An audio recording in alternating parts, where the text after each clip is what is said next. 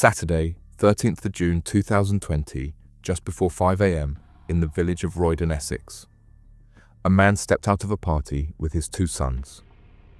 Moments later, the flash of gunfire lit the street. 8 rounds, then silence. By the time detectives arrived, one name was already being whispered, a man the police had been chasing for years and who knew exactly how to disappear. 2 years earlier, broad daylight in Greater Manchester. Another ambush unfolded on the streets of Ashton-under-Lyne. 5 shots were fired. Later, one man was dead. It was a message killing in the middle of a turf war. By the time officers kicked down his door, he was missing, and his name would soon appear on the list of Britain's most wanted. 2 fugitives, with 2 investigations that stretched from Manchester to Morocco. Each man certain he'd outsmarted the system, until the knock on the door came from half a world away. This is the story of those who ran, and the relentless hunt that brought them home.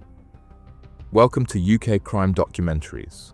Let's get straight into the case.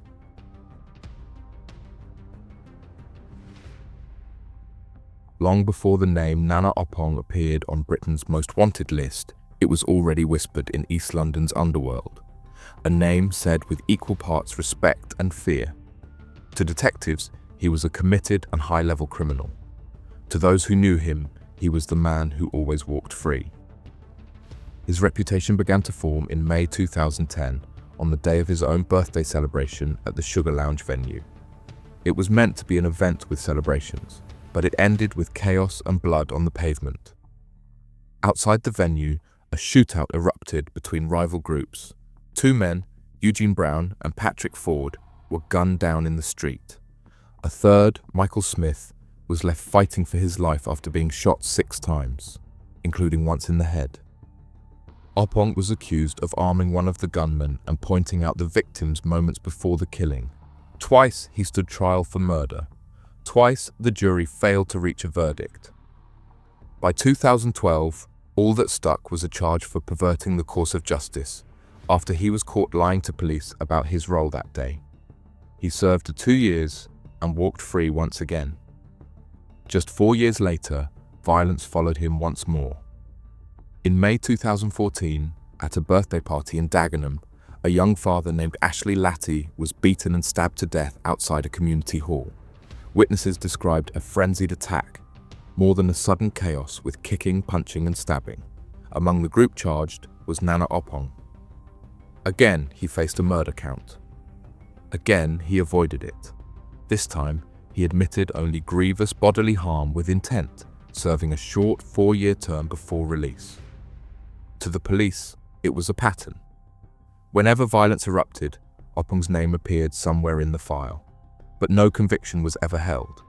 He was careful, disciplined, and detached, never pulling the trigger himself, but never far from those who did. By the late 2010s, Oppong had become what detectives quietly called the Teflon Don, a man steeped in drugs, guns, and revenge, who somehow never stuck to the crimes around him. But in 2020, that illusion would finally fracture, and this time, there would be no walking free.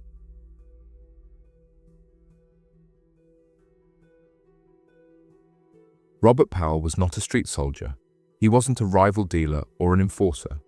At 50 years old, he was a father of 3, a grandfather of 2, and a familiar face in London's music circles. To his friends, he was simply Fox, a man who managed talent, brokered connections, and carried the quiet confidence of someone who knew both worlds, the stage and the street.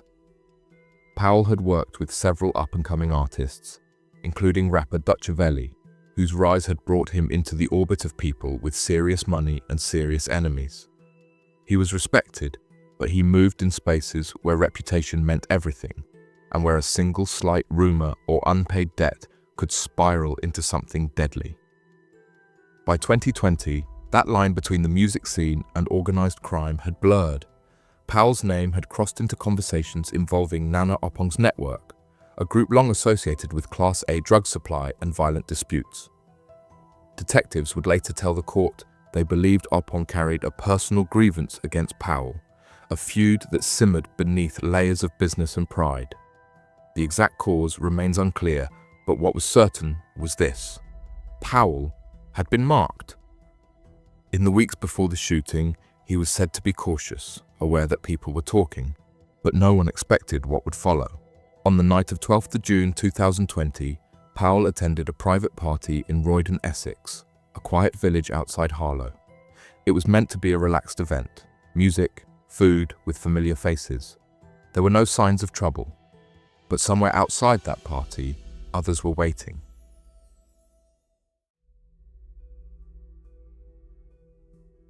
In the weeks before the killing, a plan was already forming. Encrypted messages recovered later revealed that Nana Oppong and his associates had been tracking Robert Powell's movements, looking for the right place and best possible time. As early as the 5th of June 2020, they had considered striking. That night, the target was believed to be a block party in Beckton, East London, but the plan was called off. The message traffic suggested Oppong was spooked by the presence of feds. The job was postponed, but not cancelled at all.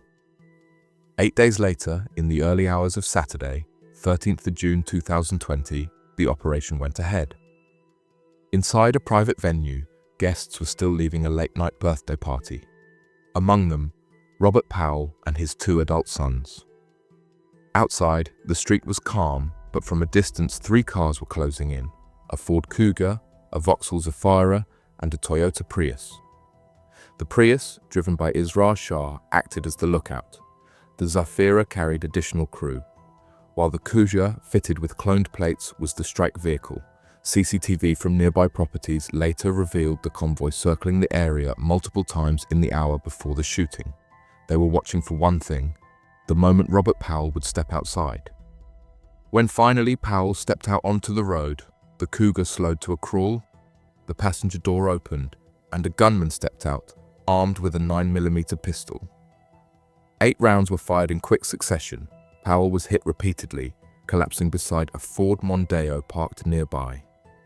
One of the bullets tore through the air and struck 2 women standing at the roadside, the same bullet passing through one and embedding itself in the other's ankle. Within seconds, the Cougar sped off, followed by the Zafira and Prius.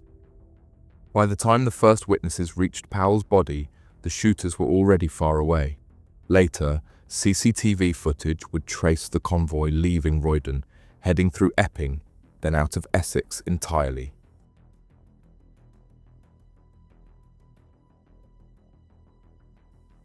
When the first 999 calls came in, officers from Essex Police found instead a scene that spoke of precision and planned target killing.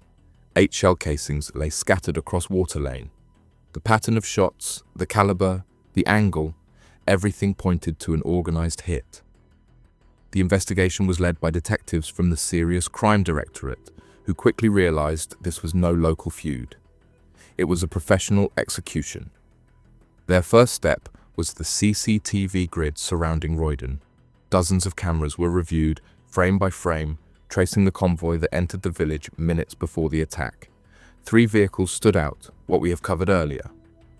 Through automatic number plate recognition, detectives learned the Cougar was running cloned plates.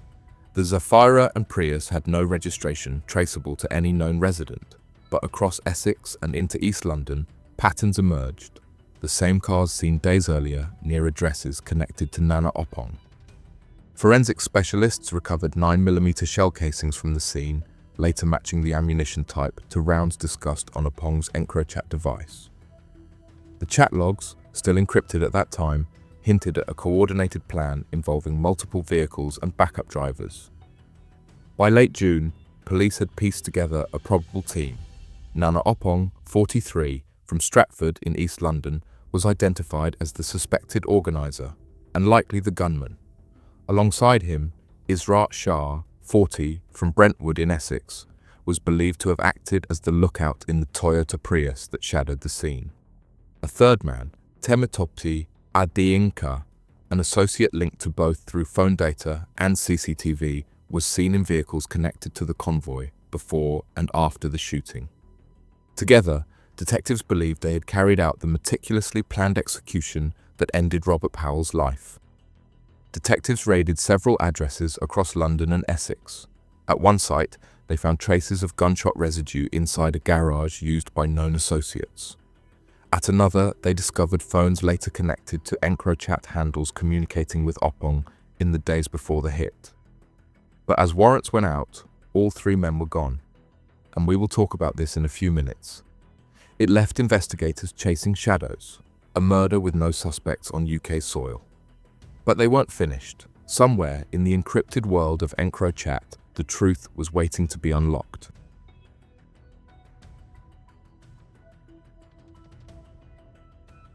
By mid-2020, investigators were running out of traditional leads. The suspects had fled.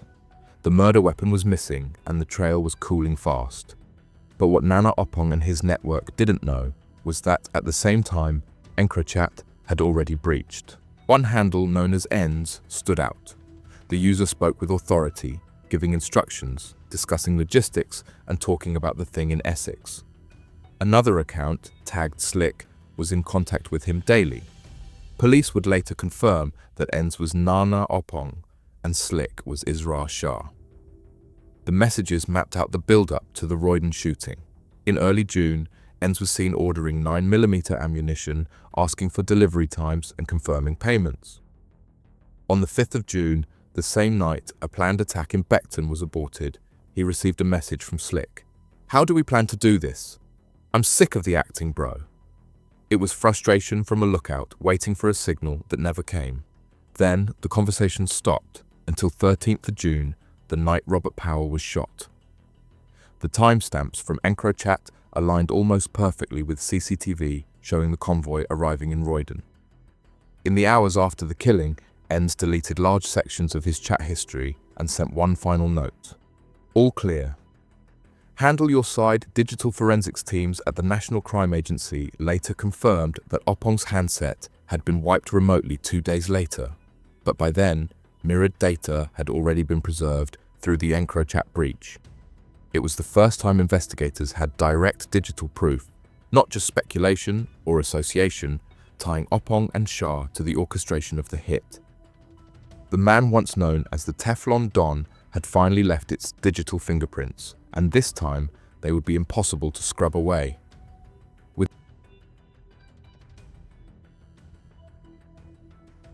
this breakthrough, the hunt for Nana Opong, Israr Shah and Temitope Adeyinka shifted from local investigation to international pursuit. Detectives now knew exactly who they were looking for, but all three were gone. Within days of the Royden shooting, Opong had vanished from the UK. Using false documents, he slipped through ports and crossed into Spain, where he moved between safe houses connected to known drug traffickers.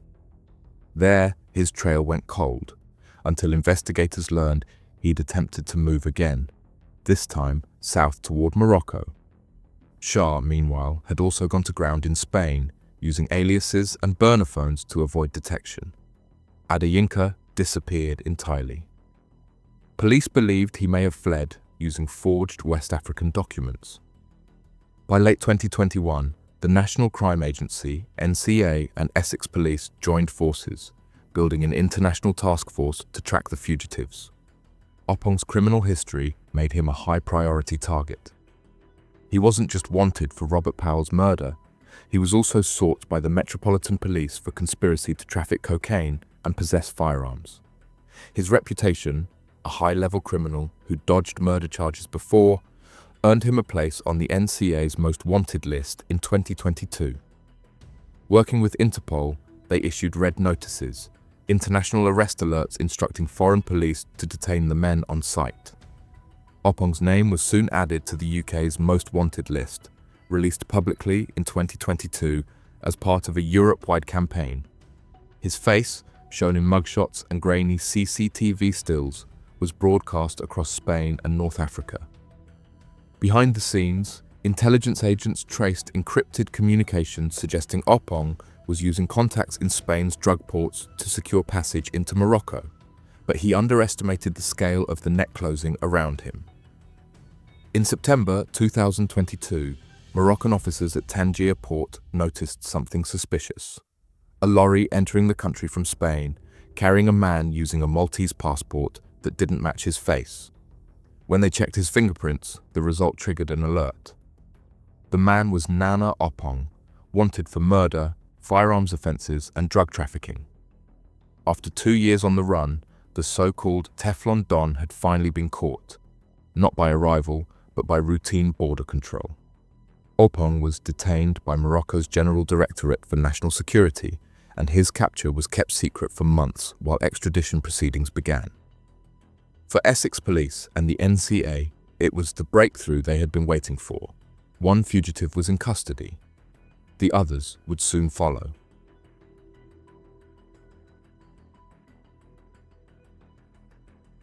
For 9 months, British authorities worked with the Moroccan Ministry of Justice to bring him back.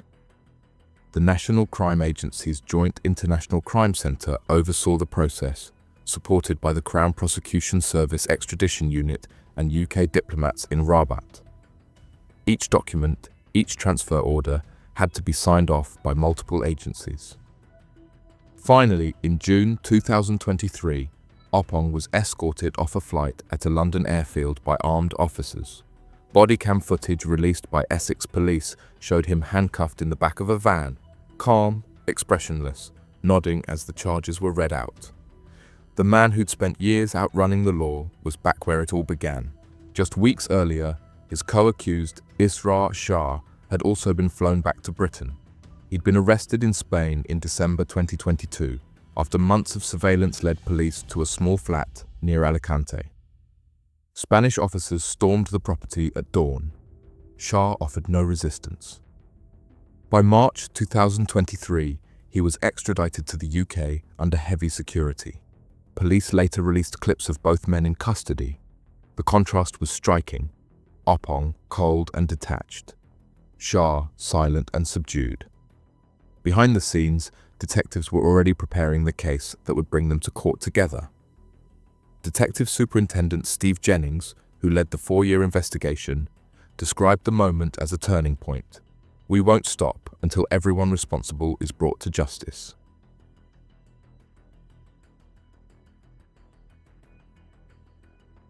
After nearly 4 years of investigation, extraditions, and silence, the case finally reached Woolwich Crown Court in May 2024. The courtroom was packed.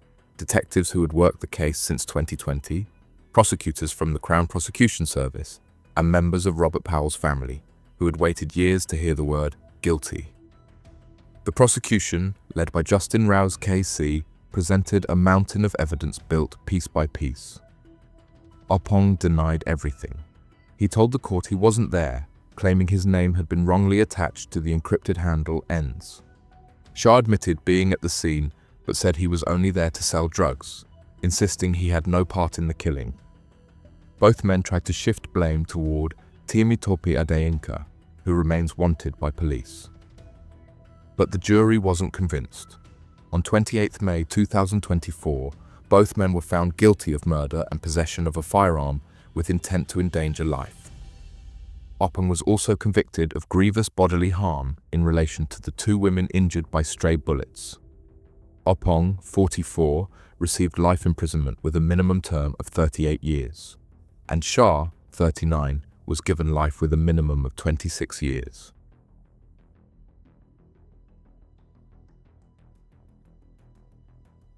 By the spring of 2018, tensions inside Ashton-under-Lyne's drug scene had begun to surface. What appeared on the outside to be an ordinary Greater Manchester suburb was, according to detectives, home to competing organised crime groups dealing in Class A drugs. At the centre of one network was Luke Graham, 31, a father of 2, described in court as part of a local group supplying cocaine and cannabis across Tameside. Opposing him was a rival outfit led by Wade Cox, then 34, an established dealer whose crew had links to wider organised crime across Manchester.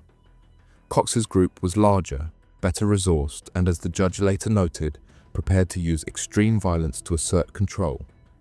Investigators would later tell the court that Graham and Cox were rivals in the same market, a dispute that had escalated into open hostility. Prosecutor Michael Brady KC said the rivalry provides some explanation for the extreme hostility that resulted in this shooting. At Cox's side was Callum Halpin, a close associate who acted on his behalf during the feud, and a few other smaller associates who helped to erase the evidence, but we will talk about them in a few minutes. The confrontation reached its peak in June 2018. The warnings had turned to planning. In conversations later uncovered by investigators, Cox's group had started talking about sorting the situation once and for all. It wouldn't be long before that talk became action, and a quiet suburban street would turn into the scene of an execution.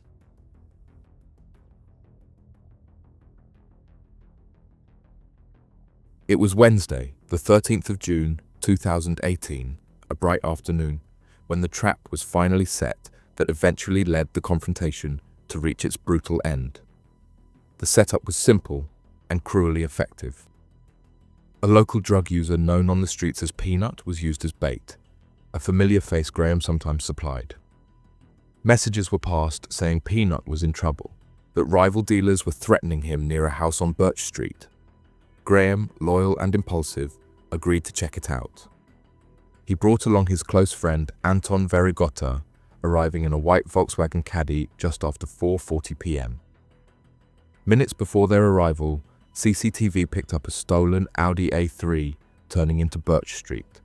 Inside were Wade Cox, Callum Halpin, and another associate. The Audi idled a few doors away from the address. When they arrived, Graham got out briefly, speaking to someone near the house at the end of the street. What he didn't know was that inside that house were Wade Cox, Callum Halpin, and another associate, lying in wait. The call for help had been a setup. As Graham returned to the van and climbed into the passenger seat, Halpin suddenly appeared at the side door. In one swift motion, he slammed it shut, preventing them from driving away. At that exact moment, Wade Cox raised a handgun from just a few feet away and fired through the window, 5 rounds in total. 3 bullets struck Luke Graham, killing him instantly. Another hit Anton Verigotta, who survived but was left seriously injured. The entire ambush lasted less than a minute. When police and paramedics arrived minutes later, Luke Graham was slumped in the driver's seat, motionless. Despite desperate attempts to save him, he was pronounced dead at the scene. In the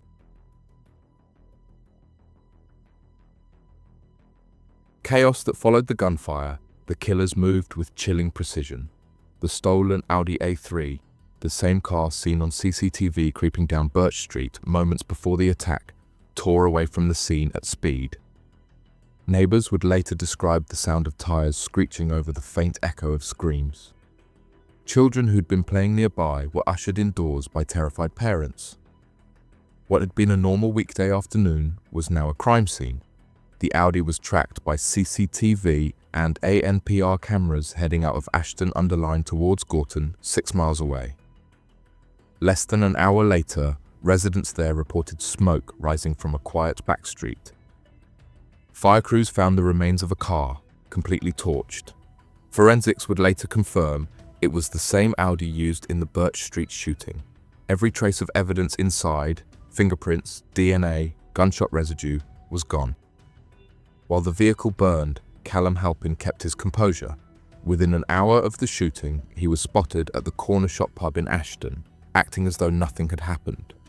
Witnesses recalled him sitting at the bar, scrolling through his phone, calm and detached. Later that day, he was seen at a local gym, chatting with acquaintances as if it were any other afternoon.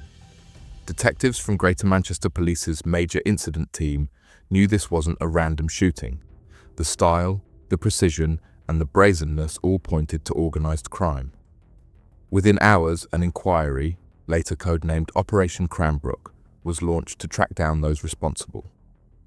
But for detectives on the ground, the horror of what had happened on Birch Street couldn't be disguised. It was a daylight execution, witnessed by families on their doorsteps. And for Greater Manchester Police, it marked the start of one of the region's largest organised crime investigations in years.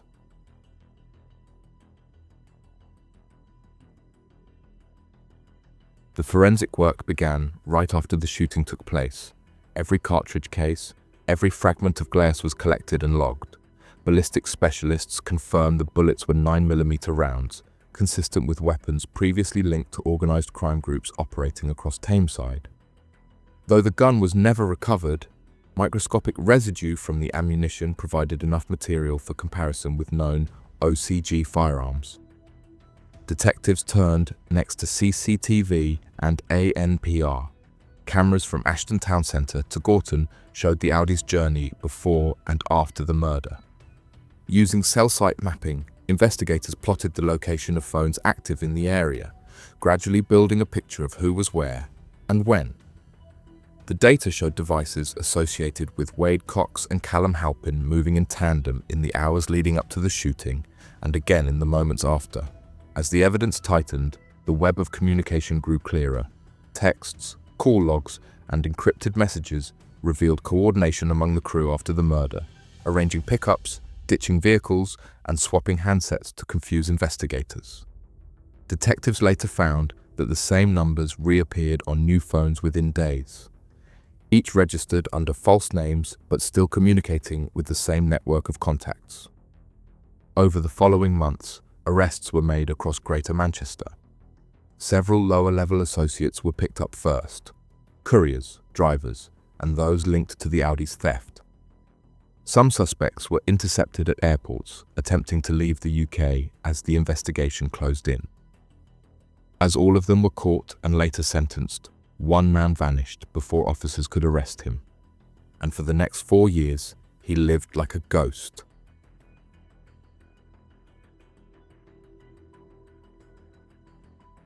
GMP detectives launched an extensive search under Operation Cranbrook, tracing Halpin's last known movements through border checks and financial records. In late 2018, they discovered he had fled the UK, slipping across Europe under a series of false identities. He was believed to have used forged documents and criminal contacts from the Manchester underworld to set up in Spain's Costa del Sol, a region long associated with British fugitives hiding among expat communities. At one stage, he was also living along with the Alex Mail, another fugitive, for class importation charges. By the way, if you want to watch that video, link is in the description. Despite multiple sightings and tips, Halpin stayed ahead of authorities. In 2021, the National Crime Agency and Crime Stoppers named him as one of the UK's most wanted men, releasing his photo across Europe in a joint campaign called Most Wanted, Operation Capturer. His face appeared on posters from Manchester to Malaga, described as dangerous, violent, and believed to be armed. On May 30th, 2022, Spanish police acting on intelligence from the NCA and GMP surrounded a property near Alicante. Halpin was found hiding inside a small apartment, attempting to disguise his identity. He offered no resistance as armed officers arrested him under a European arrest warrant for the murder of Luke Graham and the attempted murder of Anton Verigota. After months of legal proceedings, Halpin was extradited back to the UK in early 2023. The man who once believed he could vanish among the Costa del Sol crowd was finally back to face the crime that had haunted Ashton-under-Lyne for years.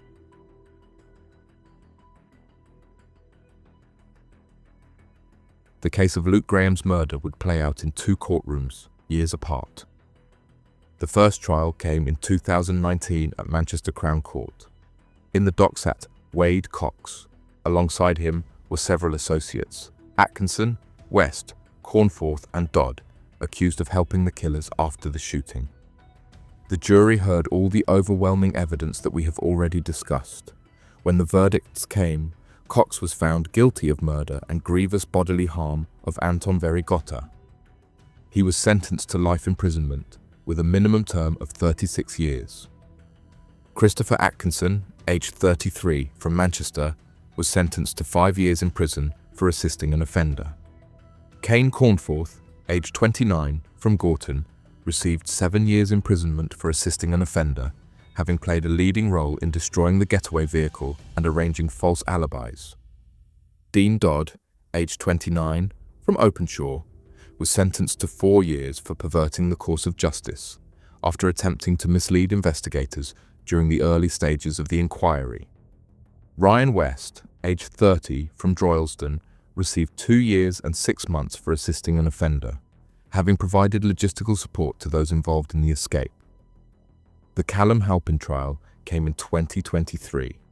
Halpin denied everything, claiming he was nowhere near the scene. The jury didn't believe him. The judge called it a public execution carried out in pursuit of control and fear. On February 17, 2023, he was found guilty of murder and grievous bodily harm and sentenced to life imprisonment with a minimum term of 30 years. What do you think about the cases and the sentences? Let us know your thoughts in the comments below. We'd love to hear your take. And if you found this breakdown informative, make sure to like the video, subscribe to the channel, and turn on notifications so you don't miss the next episode of UK Crime Documentaries.